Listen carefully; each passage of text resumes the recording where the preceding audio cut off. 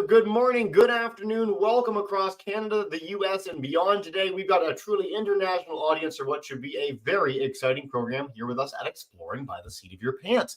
Now, if you're joining us for the first time, which a lot of our audience is today, welcome in. My name is Jesse, and we are all about bringing conservation, adventure, and science into classrooms around the world. Now, YouTube audience, welcome in. Please let us know where you're joining from. We'd love to hear from you all. With all our broadcasts, they are live to YouTube. They stay there forever. So if you want to watch this one in 3 weeks, in 3 years, share with your friends and family. Please do. Lots of opportunity to keep the learning going. Now, I'm very excited today because we are diving in with one of my all-time favorite topics, which is marine science, oceanography, all sorts of amazing stuff in and around the sea. And we're joined by someone in my province. It's the third time this year that I've had the pleasure of having someone live in Newfoundland and Labrador, one of the most special, wonderful places on planet Earth with us.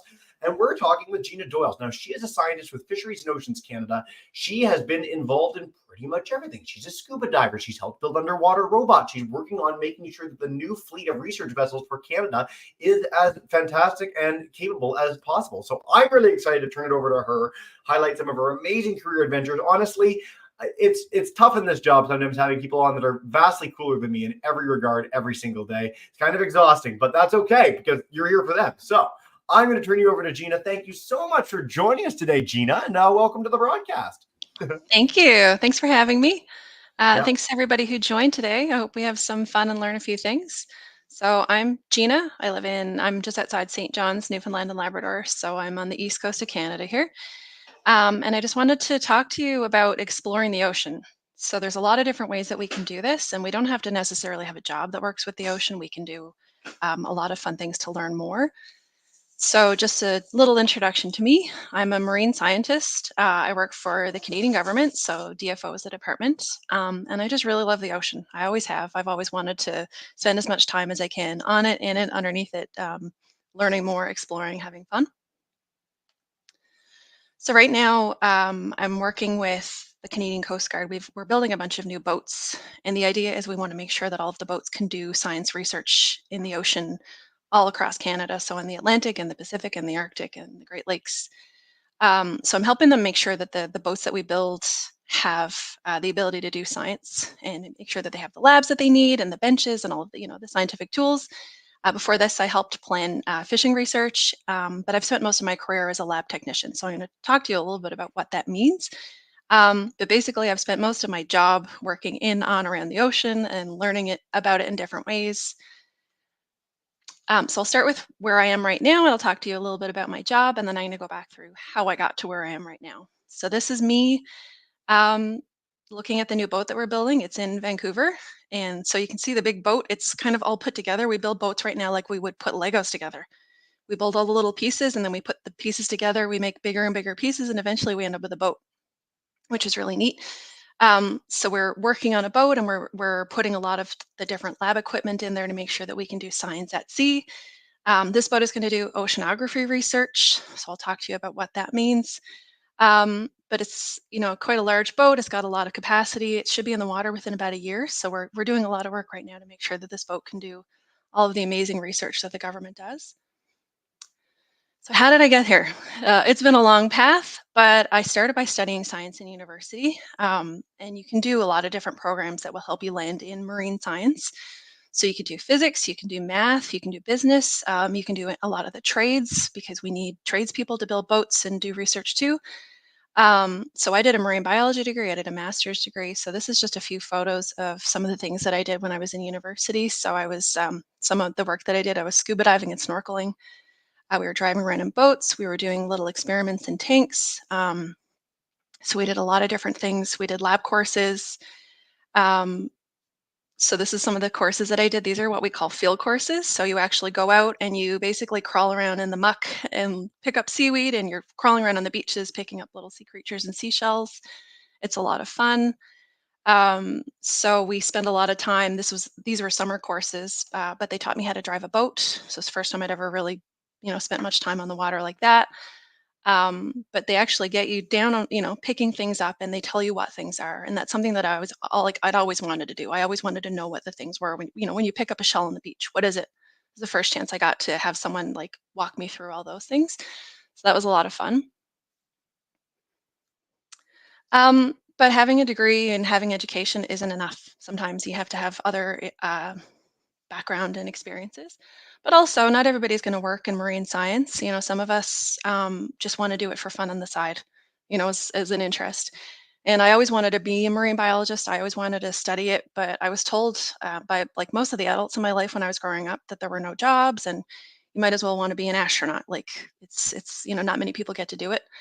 So I said, okay, that's fine, but I'm going to do 100 other things that are going to find ways to explore the ocean. So even if I couldn't do it for work, I just wanted to be able to, be in, on, around, underneath the water as much as I can. So one of the things that I did when I was in high school, we actually had an underwater robotics team in my high school. Not all schools have it, but it's getting more and more common. So we built a robot called a remotely operated vehicle, an ROV. And we just followed this program where they would tell you, okay, you have to build this little robot and it has to be able to go down to the bottom of like a swimming pool and pick up these little, dog toys essentially.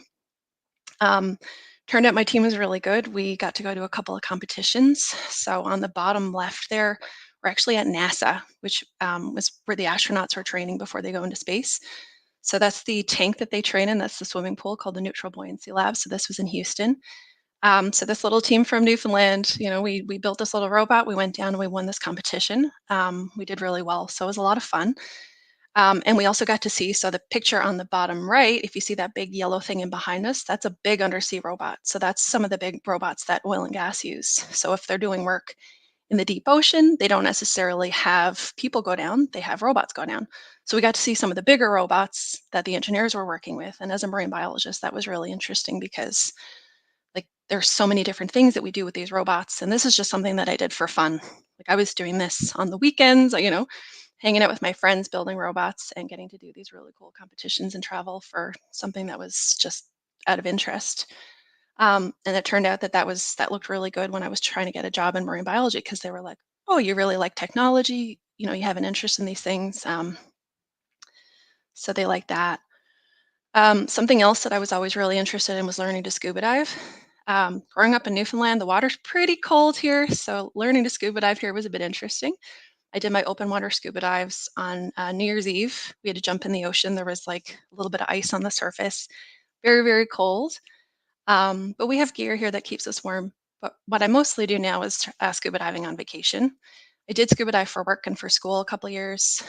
So these are just some of the different things that I've done. I've been diving all over the world now. On the bottom right there, you can see that I'm in sort of a tank. So that was me volunteering with the robotics competitions that the high schools are in now. So I go down. I don't do it anymore because I'm always at sea with work. But we used to volunteer every year, and we would spend the whole afternoon setting up the little missions that the robotics teams had to do. So that was a lot of fun, getting to learn what the students were doing and getting to help out. So then the other things that I did just out of interest were I took some really different science jobs. So my first jobs that I had, one of them was just leading kayaking tours in Grossmore National Park on the west coast of Newfoundland. But it was really fun because they were marine biology based tours. So I was getting people to come in around the tide pools and we were looking at all the little creatures that were in the water and telling them what the things were. I worked in an aquarium in Bond Bay on the west coast of Newfoundland. I worked for this adventure tourism company. So I got to take people on hikes, but also talk about some of the science that was happening. We were doing boat tours and I was getting them to do some really basic marine biology experiments during the boat tours. So I did a lot of these different little jobs. They didn't pay the best, but I was a student and they were so much fun. So it was a great way to learn more about science and get to meet a lot of people and get to learn how to talk to people about science. I also got really into volunteering. So I do have a teaching degree. I did a marine biology degree, but I also did a teaching degree, and I love this sort of thing. So happy you guys are here today. So I volunteered with a local mini aquarium. It's in Petty Harbor, which is just outside St. John's. But I just volunteered there a couple of summers, just helping people learn what the critters were. I used to do presentations for some local elementary schools. So I would take critters from the tanks at work and when I was doing my master's degree, just take some of my live animals and just show people, sometimes people just need to touch a sea star to feel the skin to, get that experience. And these are the things that are in the ocean around us that we can't see until we go down in the water. So that's some of the different volunteering that I've done. So I've spent most of my job as a lab technician. So this was me when we first went back to the building after COVID, because science still had to be done. So we found out ways to make it work. We were in our labs. We had our masks on. I work in my own lab space, so I had all kinds of space around me. It was pretty safe. Working as a lab technician was busy, busy, busy, busy. So I just put up my, this is what my year looked like. So you can see that I was in the lab, and then I was at sea, in the lab, at sea, in the lab, at sea. So basically, what I would do is go out on a boat, collect a bunch of samples, take it back to the lab, look at it in the lab, and then go back out again. Um, Kept me busy. I'm going to show you some of the lab equipment that I worked with. It looks kind of scary, but it's not as scary as it looks, I promise. So I was an oceanography researcher. And when we talk about oceanography, what that means is we're studying the ocean itself. So when we talk about biology and marine biology, that means we're studying the big things like the plants and animals in the ocean. Oceanography studies the water. So we sometimes we look at the tiny little plants and animals, so plankton, plant plankton and animal plankton, phytoplankton and zooplankton. But we also study the different things in the ocean that help things live. So we study the temperature, which is really important to know. We study how salty the water is, or salinity. We study how much oxygen is in the water. So the air that we breathe has oxygen. The plants and the animals in the ocean also need oxygen. So they need to breathe too. So we were studying that. The same way that we need vitamins and minerals and we need nutrition to live. Plants and animals in the ocean need that. So we were measuring that. So see, these are some of the pieces of equipment that we used. And it was just helping figure out how much is there for those plants and animals to grow and live and do well in the ocean. And we did that all around Newfoundland and Labrador. We were doing it in the spring and in the summer and the fall. So we go back year after year and just trying to measure what's happening in the ocean and keep the ocean, have an idea of how healthy the ocean is. So I've spent a lot of time at sea. And what do I mean when I say we're at sea? So we are on Canadian Coast Guard boats. And I just threw in some photos here that I took of different boat trips. They're generally pretty big boats. They're very safe. We go out from 2 to 3 weeks at a time. We collect a lot of samples. Sometimes we're fishing and we're collecting, fish and invertebrates. So the crab and lobster, some of those animals. Sometimes we're just collecting water for the oceanography trips. Um, we go all over, Newfoundland and Labrador is a big place, but the government has programs all throughout the Maritimes. They have programs that go into the Arctic and break ice and do research up there. They have programs on the Pacific coast. So we can do some things, by just doing lab work and trying to guess what's happening in the ocean. But a lot of the things that we do, we have to actually go out there and see for ourselves. So we have to collect samples. So oceanography missions, we go out and we try to collect water. So you can see that there's a couple pictures there. I have a sort of a big machine next to me. So that's called a rosette. And we send that down to the bottom. It's measuring all kinds of data for us. So it's measuring the temperature of the water, so how warm or cold it is, and how salty the water is. But those bottles, we close the bottles at different depths and we collect water at different depths. So it starts at the bottom, it closes at the bottom, and then the next bottle closes a little bit further up. So we have samples all throughout the water, and that's how we measure. It might be colder at the bottom than it is at the surface, for example. So we're trying to capture what's going on all across the water. And you can see some of the different work that we do. So there's a picture of me in the lab. There's big round nets there, so that's how we collect plankton. So our plant and animal plankton, and those are they're the base of all the food for the bigger animals in the ocean. So if we know what's there for if there's a lot of plant and animal plankton, that tells us there's food for some of the small fish, and then there's more food for the big fish. So it's a whole ecosystem approach. We're trying to measure everything that's happening in the ocean.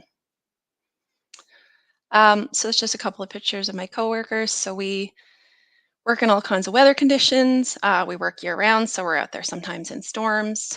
And we're pretty safe out there. The boats are quite large, but we figure out ways to do the work safely. So you can see that my coworkers there, they have their hard hats on. They have to be safe. They're attached to the ship, so they've got a rope tying them onto the boat. And we work. Oh, here's a good picture. So that's me with some of the sea ice. So that's in St. John's Harbor. That was spring a couple of years ago. So we're out. It was pretty cold out on deck. You can see that I've got a hat on, but we're working through, through the winter, through summer. I'm there on the right. That was a lovely warm summer day. Um, we worked through storms. So that's my friend Brittany out during some really rough weather. Um, but we're out there doing what we can to collect samples and be safe. So, the other thing that I've been involved in is fishing trips. So, how do we help people figure out how much fish they can take out of the ocean? One of the things that we do is actually go out and fish ourselves. So, we don't try to catch fish, we just fish at random. So, we'll find different places. We fish the same way that a fish harvester would or fisher person, and we just see what's there. A lot of the time we just get, sort of normal run of the mill fish. We get codfish, capelin, redfish. Sometimes we get some really fun, interesting things. So I put in some pictures here because people tend to like seeing some of the photos of the different things that we get. So you can see here in the pictures, I've got a spiny crab. He lives in the really deep sea. They get pretty big. You can see my hand. He's like it's the size of my hand. So they're really interesting. But they have spines there so that nothing can eat them. So that's a pretty good defensive strategy. The next picture there, you can see that there are two big orange fish. So these are called redfish. They're not normally that large, but they can get pretty large and they can be pretty old. So that's one of the things that we're measuring is how old the fish are. The next picture is a lumpfish. I loved her. Very happy. So that if they're really, really big, we know that it's a female because the females tend to get bigger than the males. Um, and they're really interesting fish. They're probably one of my favorite fish. They have a little suction cup on their belly. They make their fins into a suction cup. They stick themselves onto rocks and they just stay there. They're not really good at swimming, but they're very cute and very fun. So I was really happy to see that fish that day. And then the last picture on this slide is a wolffish. So called a wolffish because it's got gigantic teeth. Um, they're really great at crunching into really hard things. So we have to be careful not to put our hands near their mouths. They can eat sea urchins, which are really spiny. They can eat clams. They eat hard stuff. They're also they're a protected species. They're some these this species is endangered. So when we get them, we put them back in the ocean right away. So this was a very quick, pose in terror, trying not to put my hand in his mouth. Photo that my friend got for me, and then we live release most of the fish that we get go back into the ocean as they are to swim another day. So some of the things that we measure with these, we're looking at how old they are. We're looking at what they're eating. We're looking at if they're reproducing and having babies. Some animals we freeze and bring back to the lab for more research. But this is how we know what's happening with the health of the different species of fish in the ocean. As we go out there, we collect them. We see how many there are. We see where they live. This is another wolffish, a smaller one. And we worked through COVID. We were out there with masks on and sanitizing everything. So it's been a really interesting career doing some of this work. These are some other critters that we get at sea. So you can see all the different species of sea stars that we get. These are small ones, they get a lot larger, but I thought that this was really fun because every sea star in that picture is a different species. So even somewhere like Newfoundland, people think the water here is it's kind of boring. I think people think that like the Caribbean is more fun and more exotic because it's got all those bright fish. But once you look beneath the surface here, there are some really neat critters. If you go scuba diving or if even snorkeling here in the summer, we had a lot of fun critters. Um, on the bottom left is one of my favorite fish. It's called a spiny lumpsucker. So this is what I was talking about. It's a smaller cousin of that big lumpfish, but it's got the fins on its belly sort of shaped like a suction cup. So this was I found it. I thought we had released all the fish, and then I saw this on the bench, and I picked it up with my thumb essentially and put it back in the water. But they're not great at swimming. They're shaped like a little ping pong ball, but they're really cute, and they have a really great adaptation. They use that sucker to hold themselves onto the bottom, onto rocks and stuff. The fish in the middle is a sea snail. My coworker calls them sea boogers because they're really squishy and slimy. And on the bottom right, we've got a turbot. So a turbot's a flatfish. So they start their life like a normal fish, swimming, and as they get older, one of their eyes moves to the other side of their head, and they go from living upright to living sort of flat on the bottom, which is really interesting. And then we've also got a basket star. That's a type of sea star, but it's got all these really long tentacles so they can unfurl and collect little bits of plankton and then small animals in the water. Lots more critters. So we've got an isopod. If you've ever seen what we call carpenters here in Newfoundland, it's an insect relative. So it's got it's just those little segments on its back. And this one was just kind of walking along the bench as we were collecting samples. There's a smaller spiny crab here. There's one of the really fun species of shrimp in the top right. So these guys have a really great defense. They've got those spines in their head, so it's kind of a warning to stay away from them. There's a hermit crab on here, so we get some really big hermit crabs. And then in the middle is me with a monkfish. It wasn't about to bite me, I promise. I was just trying to move it, and it opened its mouth up really wide, so I got that shot. But um, they're anglers. If you ever see Finding Nemo and they've got that anglerfish with the lure on its head, he's a relative like that. And I also wanted to say what makes any job great or any hobby or anything that you do is having great people around you and having lots of fun with your friends. So I've been really lucky to have a lot of great coworkers and we have a lot of fun.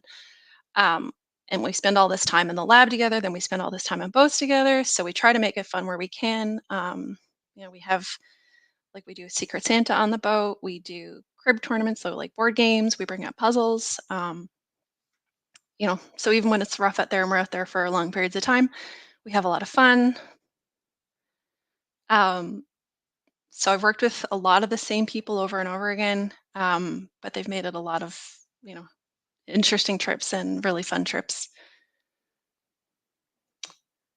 And because my husband is also a marine biologist, he proposed when we were underwater, so I got this What? step.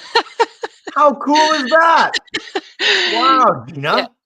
Nice. So, I mean, okay, you can come out of screen share now. We're going to have a long conversation. We've got some amazing questions already coming in on YouTube. Mr. Atkinson's class live with us, but I have to ask because we've had people get married on a volcano before in our history. Talking about that.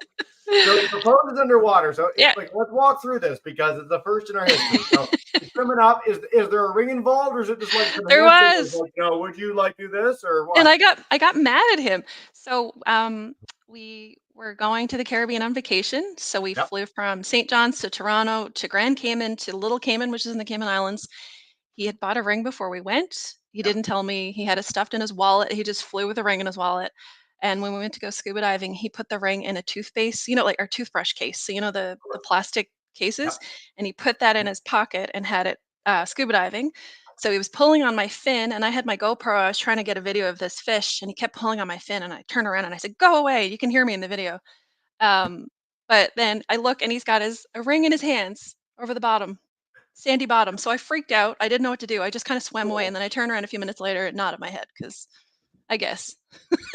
Amazing. So wait, everything about this story is incredible, but thank you for sharing that with us live on YouTube. I appreciate that very much. I like to give me a second to think some way. Oh my Yeah, gosh, incredible. By the way, you are the most honest biologist ever to say that field work is basically rooting around in the muck. And that it really is. stuck with me from the beginning. It is. But few people a lot of people go for euphemisms, but you're just straight out with it. But that is the joy of it. If you like rooting, if you're a kid who likes to get messy, field work is for you Uh-huh. probably. And if you don't, then it's not. But there are plenty of other cool jobs. So there you go. Gina, that was delightful. You have done some amazing, amazing stuff. And thank you for the plug to both Petty Harbor Mini Aquarium. We've had them on before. Bond Bay Oh, Aquarium we've had on before. awesome. Anytime we can showcase the diversity of cool stuff in Newfoundland, I'm a little thrilled. So, professional hat on. We're going to go into questions now. Mr. Atkinson, I'm going to give you guys a quick second to think. Mr. Newski's class, our third graders in Oshawa have asked 1 gazillion questions. I think that's an exact figure. So we're going to try and take as many as we can. But Sure. have people ever touched the bottom of the Pacific Ocean, or is there too much pressure? And how do robots survive in the deep? Um, well, yeah, you can touch the shallower parts of the Pacific. So a lot of people go scuba diving close to land, but the Pacific gets pretty deep pretty fast. So once you get, far away from shore at all, it's too deep to go scuba diving. You can do sort of pressurized diving if you're working in a diving bell, but it's not very common. Yeah. Um, Yep. but sorry, what was the other part of that? The other part is just about robots. How do we get robots to the deep? And I'm going to note too, we have sent robots with people to the bottom of the deepest point of the ocean Yes. before.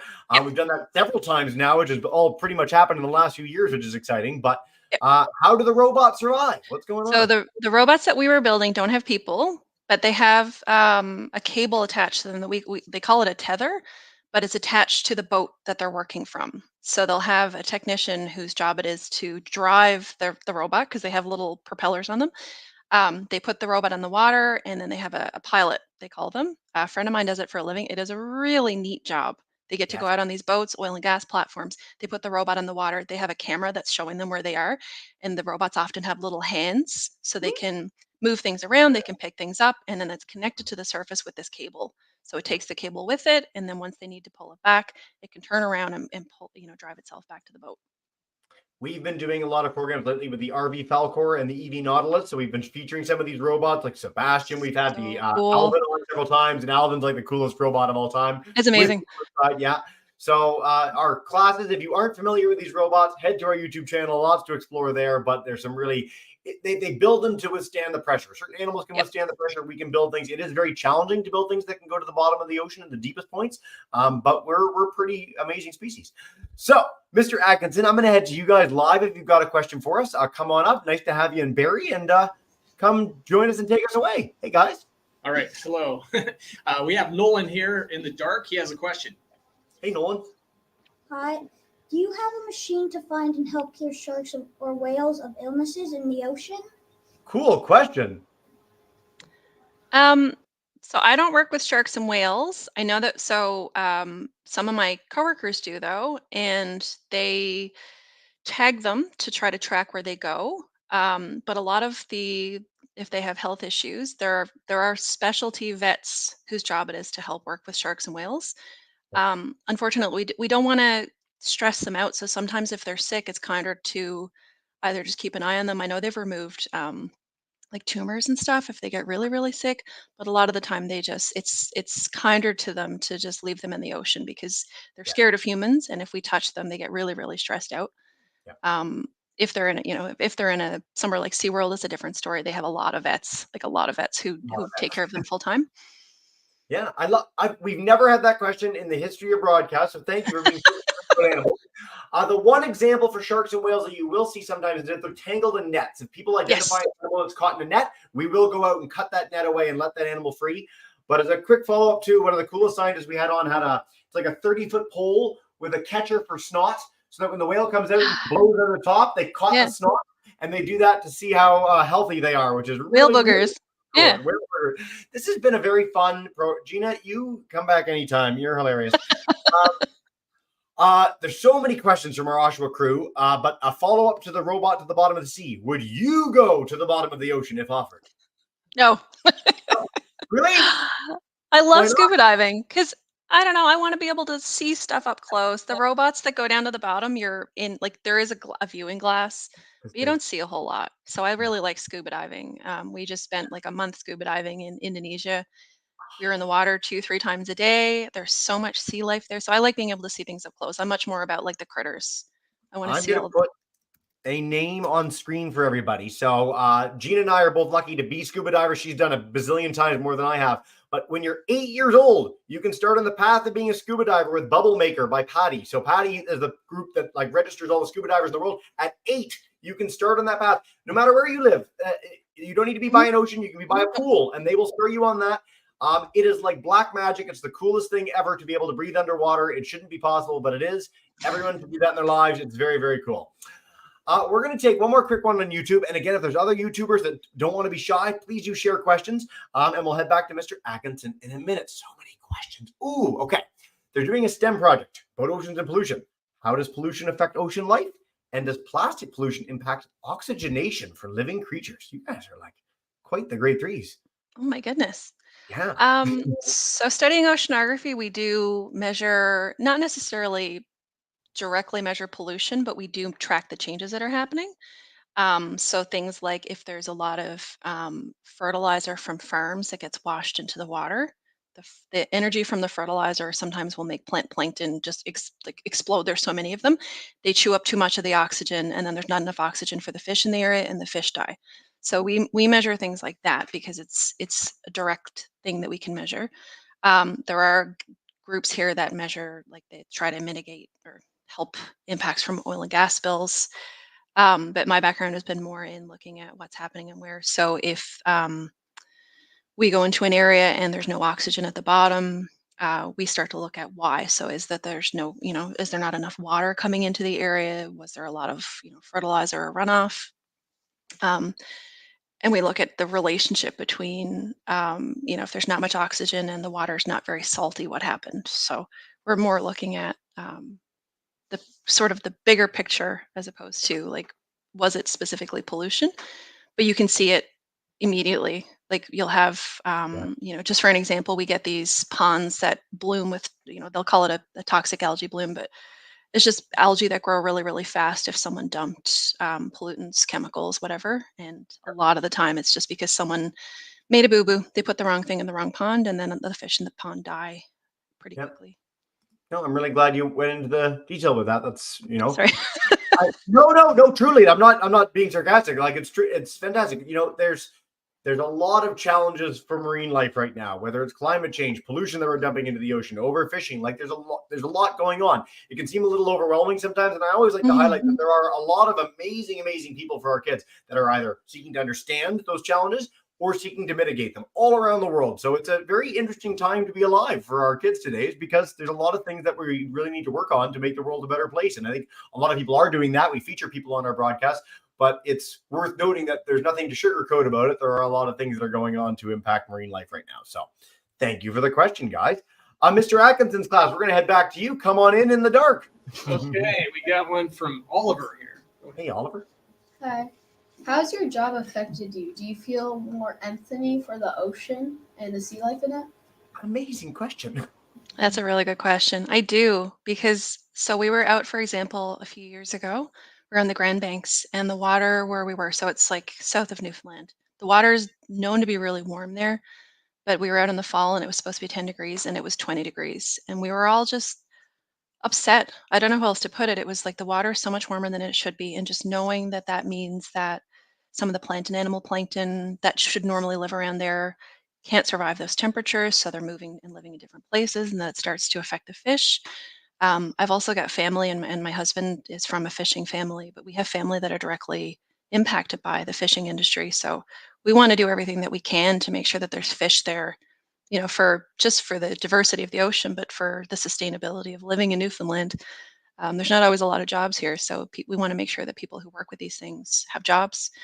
And also, we just know that a lot of whales and dolphins and sharks are at risk for a number of reasons. Sometimes whales get hit by boats. Sharks sometimes get struck by boats and harvested.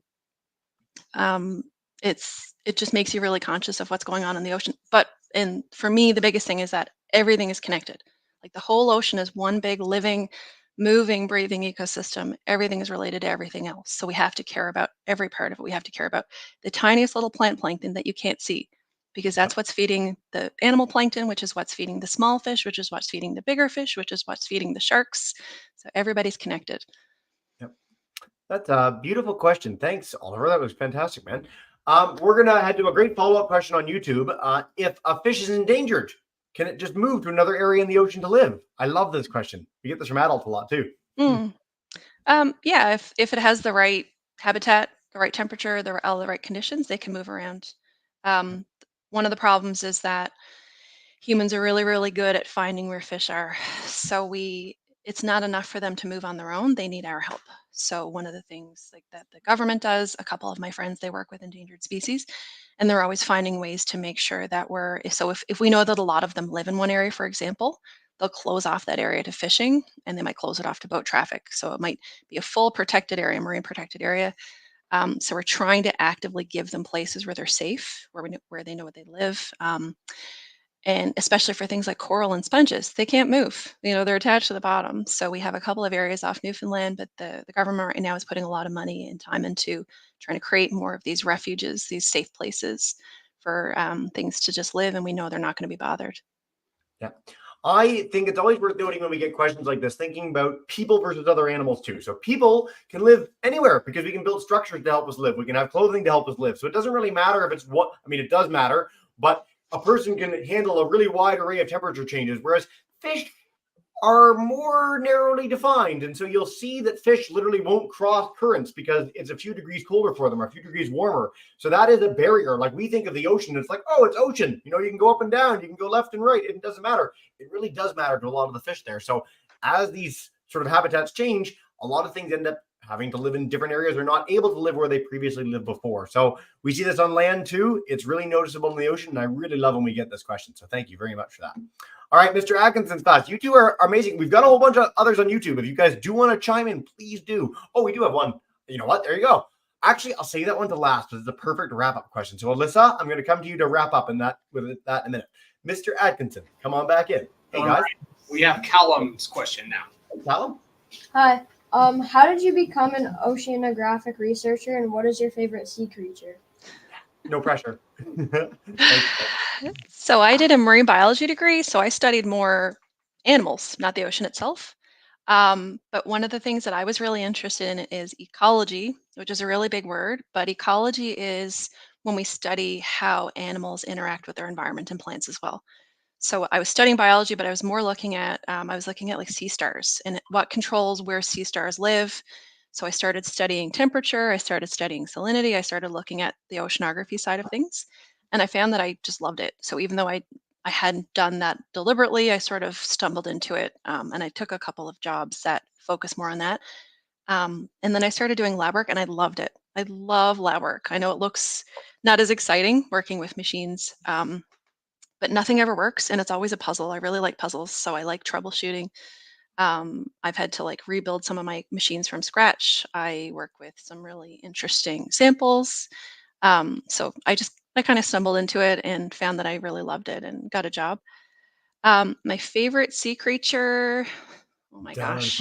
Dun, dun, dun. No pressure. So it's called a sea butterfly. They're they're like snails without shells essentially in the ocean. They're beautiful. I doubt I'll They find a are picture of it. beautiful. I'm putting the name up too, and I can find a picture in a minute of a sea butterfly and make sure we bring that up in a sec. But they are a stunning, stunning creature. You are the first person to not pick a charismatic megafauna like a whale shark or great white. So thank you for that. I'm going to do some rapid fire ones because we got 1 gazillion questions, as I said. Okay, here we go. Is a colossal squid bigger than the Titanic? No. No, but they are super cool, and way to go for knowing what a colossal squid is, class. That's awesome. Yeah. All right. Every time, without fail, we have someone involved in the oceans. Everyone is keen to this. Have you ever seen a real blobfish? No, I wish. So, Gina, I'm going to flesh this out for a second. Tell us, when a blobfish is down at the bottom of the ocean, does it look like a blob? They look better. They're pretty cute. There's got to be some love for the weird fish because there's so many weird fish in the ocean. They're far They more are fun. a weird fish. We will note that they don't look like they've sort of like melted No. because that's something that happens to them as they come up, because they can't handle the pressure difference. Same deal. If you went down to as deep as the blobfish is and just like jumped out of a submersible, you'd get pretty small and weird looking pretty fast. It would be squishy. All right. Let's see. Oh, you know what? Those are 2 short ones. Have you ever caught a shark? I haven't, but my friend Anna does for work, and she tags them. So she's a shark fisher person. And that's how they're tracking great white sharks. They've got a whole tracking network. I can give you the link if you want to share it, Jesse. Not only do I want the link, I want to talk to Anna. Like, let's bring her on the broadcast. Oh my gosh, their work is it's called OSearch is the group that they're in. Oh yeah, I've been on the OSearch boat. We didn't see any Okay. great whites today, but it's very cool. Nice. Okay, we're gonna head back to Mr. Atkinson's class with your amazing and thoughtful questions. Come on back in, guys. Hey. All right. We got another one from Nolan here. Do you have a machine that can close cuts on animals in the ocean? Nice. Nolan, you're so concerned with animal welfare. I like you already. You should absolutely be a vet or be involved in marine science. You are very cool, man. All right. We don't have a machine that can close cuts, but they can give them stitches. So it's something that I have seen. If they have a cut or something, they stitch them back up. What? Where? Mhm. When does this happen? I've literally never heard of such a thing. So, like big animals or like a Yeah, I've seen it done to fish. Weird. I promised I'd be showing a sea butterfly too. So as we take our next couple questions before we I'm going to get that picture up for everybody. We're going to take one more from Ms. Wadniewski's class, and then we're going to wrap up with our Miss Van Belois class, because it's a great question to end off a broadcast. All right, let's see. You know what? How do some fish glow? I always like this question. You can extend this to sea creatures in general. Gina, if you know. So some creatures in the ocean actually have a bacteria that they can use to shine. Some of them use a chemical. So we call it like bioluminescence when they flash. There's one of the little animal plankton called diatoms. They have a chemical reaction that they use. What a lot of fish actually have is just really good shiny scales. So they're just really good at capturing any little bit of light. So you'll see flashes in the water, but it's just picking up tiny bits of light in the water. Yeah. I'm sure there's more things because everything in the ocean, there's so many different species. Everything is really well adapted to their environment. So there's just a million ways to do things, and they all do it differently. Very cool question, guys. And here's a sea butterfly for you. So they are quite an Yeah, exquisite creature. They're they're a fun. lovely animal. I also want to note on a nerdy local note, I discovered last year, and this is for our friends that might want to come to Newfoundland to visit, Bon Bay, where you were talking about doing stuff, has bioluminescence at night in the summer, which is like the most amazing thing ever. It's amazing. You're camping there, you run your hand through the water, and it like glows yellow, and you run a stick and you look like you're Harry Potter, and the lights dance on the surface of the water. So you don't need to go to any tropical locations. Come to Newfoundland, hang out in our awesome beaches, and see the bioluminescence. Very We went cool. swimming in it during university in Bombay. It was the coolest because you're standing and you're just waving your hands through the water, and it's sparkly. I'm going next summer. You've sold me. Classes, thank you all so much for these great questions. We're going to take one more to wrap up with Gina. I love this question on every broadcast. What's the single biggest thing everyone can do in their lives to help the ocean? Oh my goodness. No pressure. I think the more time that you spend around it, in it, thinking about it, the more it's in your mind. Do you know what I mean? So I live close to the ocean. I know everybody doesn't, but a friend of mine lives in Saskatchewan, and she said she likes to read books about the ocean. If she goes on vacation, she'll try to go near the ocean, but she also spends a lot of time around ponds. So even ponds and lakes and rivers, they have the same problems that the ocean does. They have the same, they're affected by climate change if things are too warm or too cold. So just spending more time in around it, because then you start to see what's happening. So you start to see if fish are dying. You start to, hear more about it and learn more about it. So I think, like anything, the more you get used to it and the more you're around it, the more interested you are and the more empathetic you are to the things that live there. Yep. Empathy has been brought up a couple of times now, Gina, and I think that's the best thing that we can take, whether we're witnessing a program for the first time, getting involved in it as scientists or explorers. So really appreciate you taking all this time today. This is representative of the feelings of, I think, our one class, but certainly I think everybody today, which is very cool. And way to go for me, such snail lovers. They're the best. Way to go. So pretty. It's a rarity. You've given us a lot of unique takes in this broadcast, Gina. So I like you immensely for that already. Kudos to your husband for an amazing proposal, to Anna for Shark Stuff. This has been a really fun broadcast. YouTubers, if you want to yell out in your classrooms too, please feel free to. Gina, we wrap up every broadcast by bringing in our kids to say a thank you and farewell. Oh. Mr. Atkinson, amazing with your thoughtful questions. And Gary, thank you so much, guys. Thank Bye you. for now, everyone. And we'll